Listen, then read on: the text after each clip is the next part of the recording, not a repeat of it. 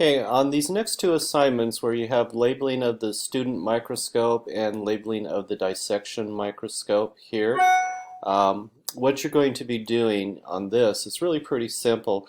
Based upon the name, all you do is you can use you just click on a piece. So if you think nose piece and you think it belongs over here where it says letter B, you just simply drag the title to the structure. So like stage clip, I would click on it, I would drag it. Let's say I think it belongs to M. I would just drag it over next to M on here. And you can see basically you would just click, drag wherever you think something belongs. Kind of either get it next to or below it, etc. If something's in the way, you just simply move it out of the way. And then reposition it wherever you choose to do it.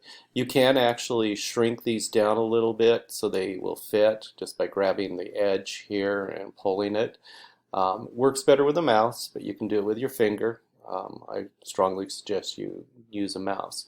You're going to do that for both of these different microscopes. So for the dissection one, again, if when you go to label it, you just grab the piece, drag it to wherever you think it belongs, one at a time, etc. And again, if you need to shrink it down a little bit, just grab the corner, shrink it, move it so that it matches with that. So you'll do that for both of these two components of the checkpoint, and then you can check them off again on this checkoff list that you find on the beginning page of this.